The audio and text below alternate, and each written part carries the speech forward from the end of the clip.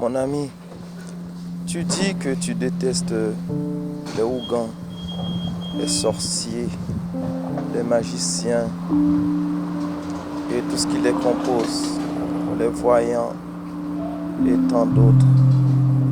Mais pourtant, quand tu as un souci ou quand tu as un besoin à satisfaire, tu vas les voir. Tu vas chercher à tout prix à payer de l'argent pour aller les voir. Je pense que c'est une erreur, mon ami, que tu fais. Et j'en suis sûr. Car toi qui dis souvent que tu détestes les magiciens, les sorciers, les voyants, et que toi-même encore qui dis que tu détestes Satan, tu vas voir ces gens-là. Ne sais-tu pas que ces gens-là, ils travaillent pour Satan? Tu ne sais pas qu'ils sont des contributeurs de Satan? Tu ne sais pas que ce sont des soldats de Satan? Oui, ces gens-là, ce sont des employés de Satan, des hauts fonctionnaires de Satan. Ouais, ces magiciens que tu vois, ce sont des hauts fonctionnaires de Satan. Satan les utilise pour travailler et avec eux afin de nous rendre tous prisonniers de ces méfaits et de nous rendre coupables même de ces méfaits. En effet, mon ami, quand tu vas voir un sorcier pour avoir de l'argent, pour avoir un travail, pour avoir une famille heureuse, un mariage heureux, moi je te dis que c'est un piège. Satan te met dans son piège, il t'intègre dans son système diabolique. Parce que en demandant ces choses, qu'est-ce qu'on retrouve? Satan ne donne pas de la chance. Satan ne donne pas d'argent. Satan n'a jamais créé d'argent. Satan ne crée pas des choses, mais il les détruit. Satan, c'est le destructeur. Donc Satan ne peut pas donner, ne peut pas créer. Ce qu'il crée, c'est la guerre, c'est les problèmes, les soucis, les tracas, les difficultés que nous rencontrons, les maladies. Oui. La seule chose qu'il aura à faire, c'est de prendre, parce qu'il a pas mal de démons qui travaillent pour lui.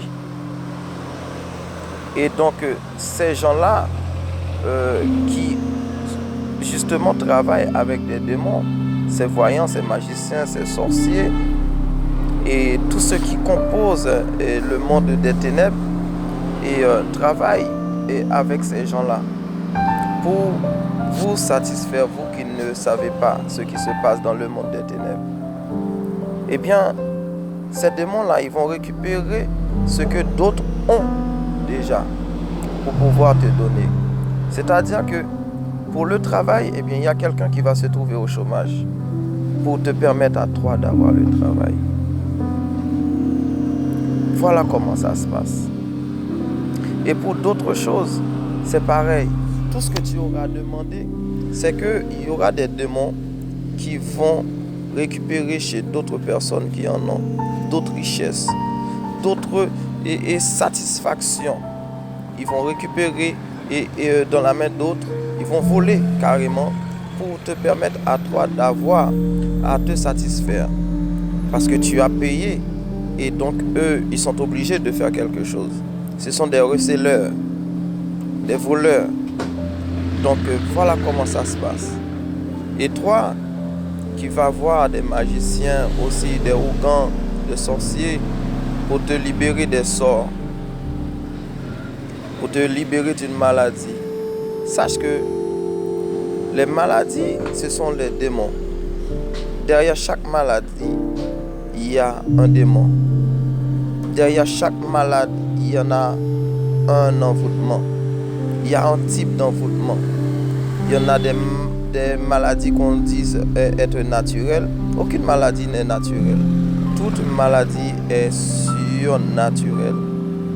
Même si ce n'est pas quelqu'un qui t'a envoyé un sort, mais cependant, à travers des démons, à travers des portes que tu as laissées ouvertes en toi, pousse les démons à t'atteindre par toute forme de maladie.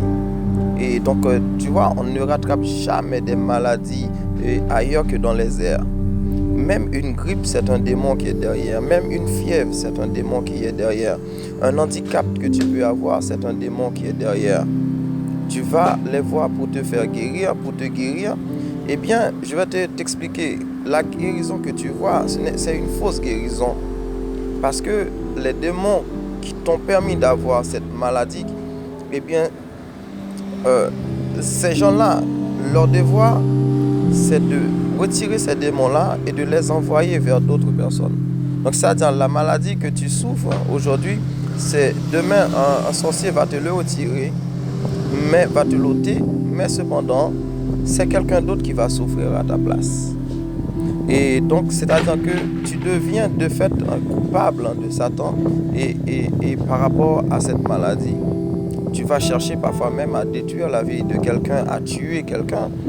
Là encore, c'est la même chose qui se passe.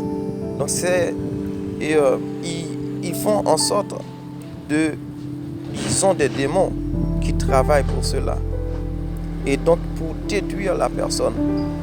Donc c'est-à-dire que Satan pour toi-même, pour que tu sois libéré, si tu étais malade, tu devrais être mort ou morte. Eh bien, justement, il récupère cette possibilité de te voir, en fait, puisque ce sont des démons qui sont derrière tout ça, l'ange de la mort, tout ça travaille avec Satan. Eh bien, ils vont envoyer, puisqu'ils ne doivent pas perdre ces gens-là. Il n'y a pas de pardon chez Satan. Il n'y a pas de pardon. Donc, ils vont récupérer. Et le démon qui est sur toi, ils vont l'envoyer sur quelqu'un d'autre. Il faut que quelqu'un meure. Il faut que quelqu'un soit sacrifié à ta place. Voilà comment ça se passe. Donc, il n'y en a pas d'autre échappatoire pour quiconque qui essaye de rentrer dans ce jeu-là. Parce que ça ne rigole pas. Satan ne pardonne pas. Donc, c'est-à-dire que c'est de la poudre aux yeux. Mais il n'y a rien de vrai, il n'y a pas de vérité. Parce que si Satan lutte contre son royaume, mais son royaume va détruire. Il va détruire son royaume. Eh bien, le but de Satan, ce n'est pas de détruire son royaume, mais c'est d'agrandir son royaume. Et grâce à toi, qui va choisir d'aller chez ces magiciens et de faire de la magie, de faire toute forme de sorcellerie, afin d'arriver à tes fins. Mais sache que derrière, à cause de toi, il y a des gens qui souffrent. Oui, il y a beaucoup de gens qui souffrent. Et parfois, il y a des maladies, on les envoie sur des gens. Et très souvent, tu peux entendre, ah, un tel n'était même pas malade et puis il est mort. Bizarre. Eh bien, c'est des expéditions qu'ils ont retirées sur d'autres personnes et qui vont aller vers d'autres personnes, qui vont atteindre d'autres personnes. Voilà, c'est-à-dire qu'il n'y a pas de secret là-dedans. Donc, Satan ne lutte pas contre lui-même. La seule personne qui retire les démons définitivement et qui les envoie dans le monde des ténèbres, eh bien, c'est Jésus de Nazareth, à travers le Saint-Esprit aujourd'hui. Tel que Jésus les faisait, oui, il les envoyait dans le monde des ténèbres. Donc, ils retournaient dans l'abîme, là où est leur place. Et donc, mais Satan, dès qu'un démon il monte sur la terre, ce démon-là, il reste. Il aura du pouvoir pour détruire et sur son passage. Et seul un vrai chrétien, un homme fervent, un homme ayant le don de guérison, le don et de délivrance, pourra renvoyer définitivement et ce démon-là dans l'abîme et dans l'enfer. Il n'y en a pas d'autre. Donc aujourd'hui encore, et voilà la différence. Donc, quand tu as une maladie, pense premièrement à aller voir un homme de Dieu pour prier pour toi. Parce que nous avons diverses formes de possibilités pour ôter les démons. C'est la prière. La première chose, c'est la prière. Le Seigneur a dit dans 1 Thessaloniciens et 5, verset 17, priez sans cesse. Donc c'est la prière et le combat spirituel. Et ça, Dieu nous a donné cette possibilité-là de chasser les scorpions, de chasser les démons et au nom de Jésus. Et de dominer sur tous les mauvais esprits. Et tout cela au nom de Jésus. Donc c'est-à-dire que Jésus tel qu'il faisait hier et en Israël, c'est ainsi qu'avec son Saint-Esprit dans notre vie, nous pouvons, nous, hommes de Dieu, faire ces genres de choses. Et sache que toi aussi, tu peux. Dieu te donne aussi ce pouvoir de chasser, mais si tu l'acceptes comme ton sauveur personnel.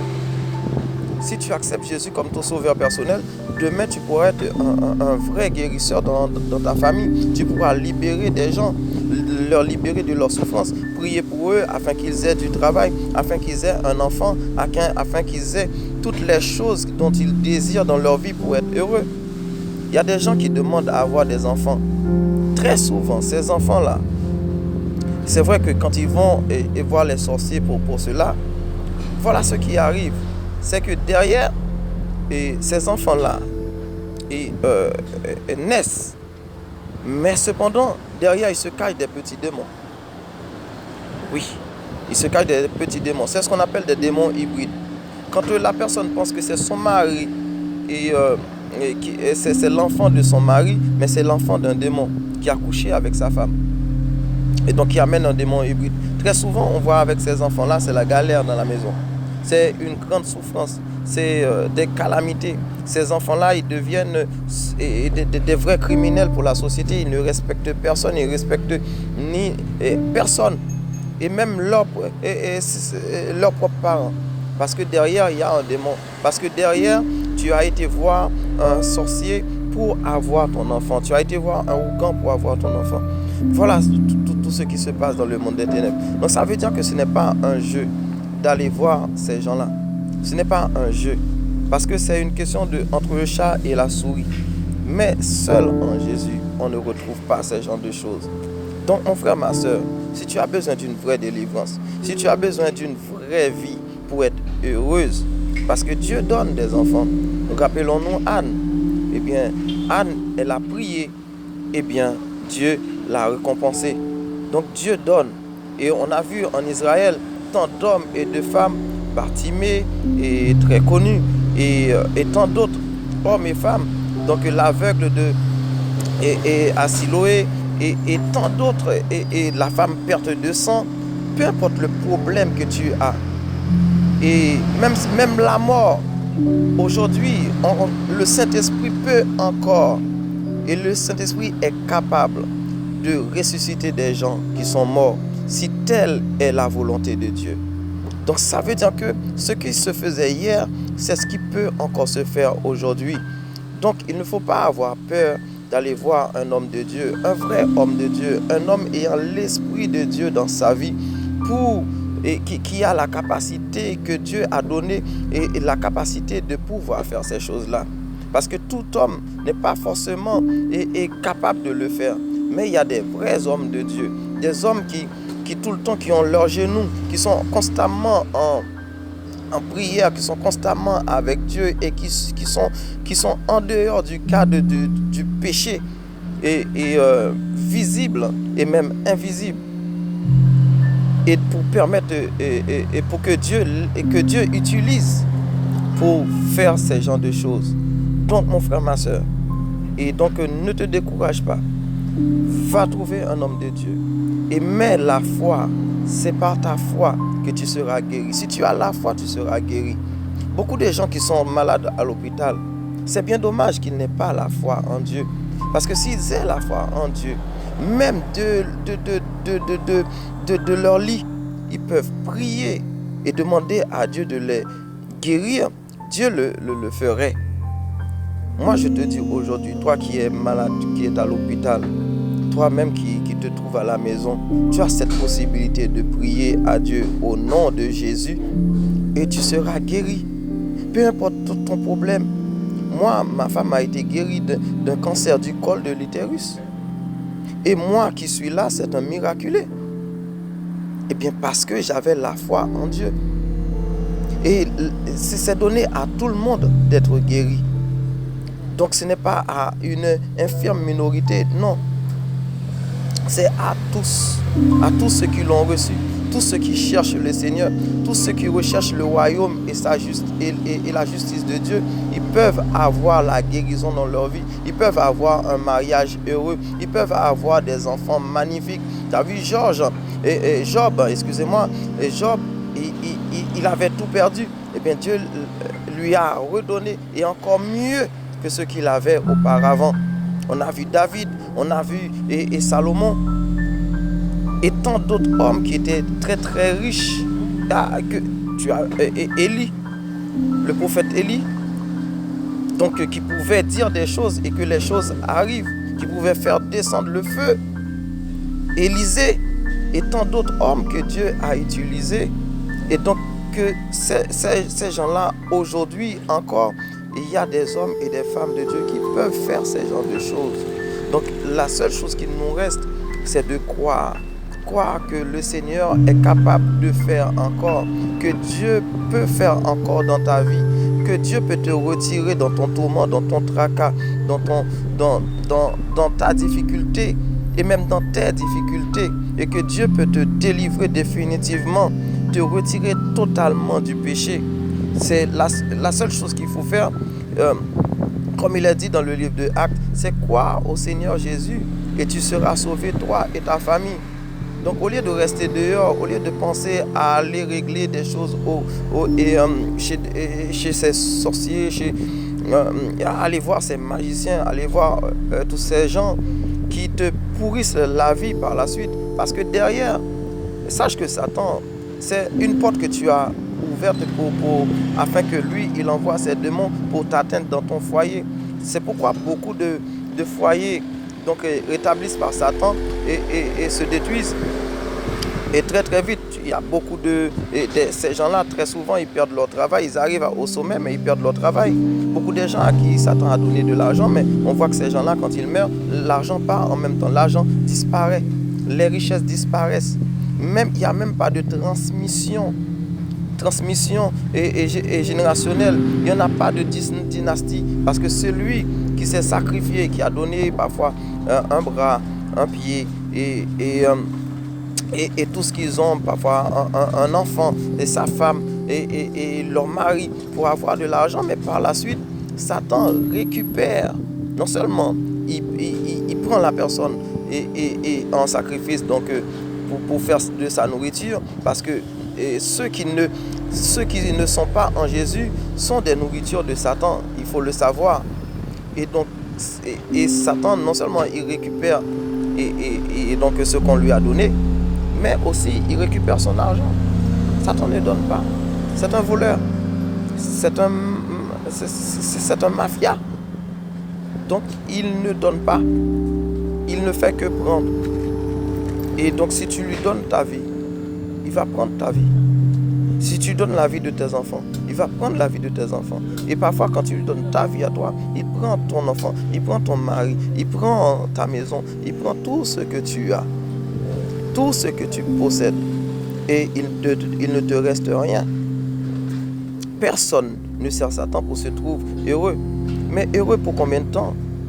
Après la mort, et ces gens-là vont en enfer avec lui. Voilà encore le gros problème. Ces gens meurent, mais ils vont en enfer avec lui. Mais toi qui as choisi Jésus, non seulement Jésus te délivre, mais il te donne la vie éternelle. Voilà la différence avec Satan. Voilà la différence entre aller et voir un sorcier, un magicien, un voyant et tout leur composé criminel et ténébreuse. Et donc, voilà la différence, c'est que tu auras ces choses, tu vas mourir, mais tu iras en enfer. Mais avec Dieu, tu iras au paradis, c'est sûr et certain. Parce que le Seigneur a dit, je m'en vais, je vais te préparer une place, afin que là où je suis, que tu sois aussi. Donc Dieu ne te laisse jamais tomber. Il a dit, demande-moi et je te donnerai. Recherche-moi et tu me trouveras. Demande-moi et je te donnerai. Frappe et la porte de ma maison et je t'ouvrirai. Donc il n'y en a que de l'espoir. de choisir Jésus. Il n'y a que de l'espoir de choisir Christ comme ton sauveur personnel. Il n'y a que de l'espoir. Alors que dans Satan, c'est que le désespoir. C'est que la ruine totale. Et non seulement tu perds ta vie, mais tu perds ta vie éternelle. Tu seras en enfer éternel. Alors que en Jésus, c'est la vie éternelle. Tu vas continuer à vivre pour le temps et pour l'éternité, pendant toute la durée. Tu imagines un jour, ce sera comme 1000 ans, et 1000 ans, ce sera comme un jour pour toi, parce que tu vivras pour l'éternité. Alors que de l'autre côté, tu vas voir un sorcier. Imagine que tu tombes chez un sorcier et que tu meurs. C'est l'enfer direct. Il n'y en aura pas d'autre échappatoire. Non seulement tu as perdu ce que tu aurais voulu, mais tu as perdu ta vie et ton éternité. Et donc à souffrir 2 fois plus. Beaucoup de gens qui vont voir Satan, qui vont voir les hommes de Satan, eh bien ces gens-là par la suite, qu'est-ce qui arrive? D'après toi, qu'est-ce qui arrive? Beaucoup se suicident parce qu'il y a des esprits démoniaques, des esprits qui les poussent à se suicider. Il n'y a pas de réel bonheur en Satan. Il y en a qu'en Jésus seul qu'on retrouve le bonheur. C'est pourquoi moi je te dis aujourd'hui, si tu avais l'habitude d'aller voir ces gens-là, d'aller voir ces gens que Satan utilise, eh bien, n'y va pas, n'y va plus. Ne gaspille plus ton argent.